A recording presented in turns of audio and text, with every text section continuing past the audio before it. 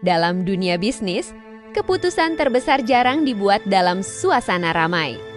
Keputusan paling penting justru lahir dalam keheningan saat para pemimpin melihat lebih jauh dari tren, lebih dalam dari hype. Setiap aset yang masuk ke neraca perusahaan memiliki satu tujuan utama: menjaga nilai, mengurangi risiko sistemik, dan memastikan keberlanjutan jangka panjang. Namun di era digital, hal ini menjadi semakin sulit.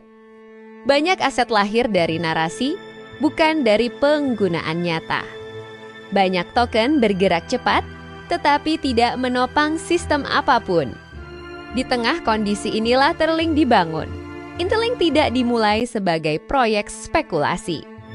Ia dirancang sebagai infrastruktur produksi, sebuah ekosistem lengkap yang menghubungkan identitas digital, aplikasi, pembayaran, dan koordinasi on-chain dalam satu sistem terpadu.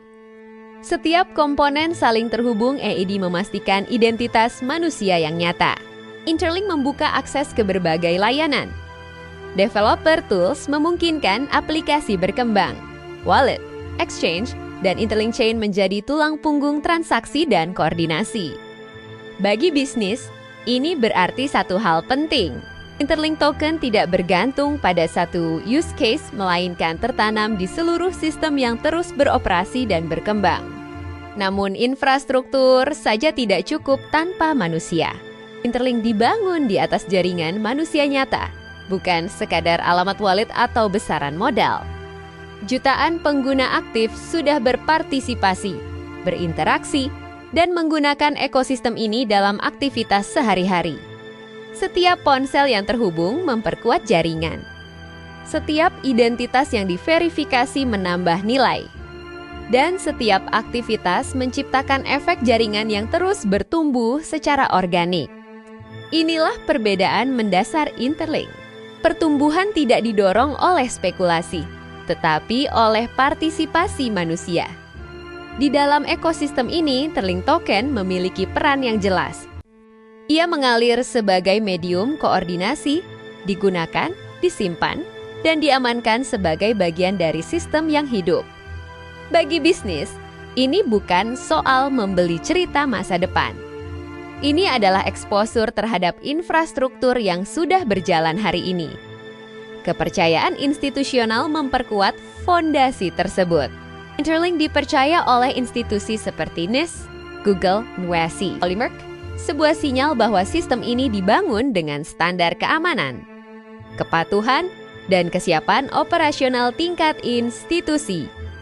Bagi perusahaan, ini mengurangi risiko, reputasi, dan ketidakpastian regulasi. Dan bagi treasury, ini menghadirkan aset yang selaras dengan dunia nyata, bukan hanya dunia spekulatif. Karena semakin banyak bisnis mulai mengevaluasi Interlink Token sebagai reserva aset, bukan untuk diperdagangkan secara impulsif, melainkan untuk disimpan sebagai bagian dari strategi jangka panjang. Interlink Token bukan sekadar alat finansial.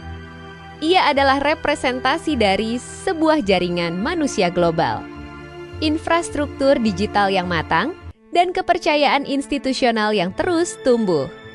Dan ketika bisnis mencari aset yang mampu bertahan melewati siklus, yang mereka cari bukan suara paling keras, melainkan sistem yang tetap berjalan bahkan saat dunia sedang diam. Interlink dibangun untuk itu.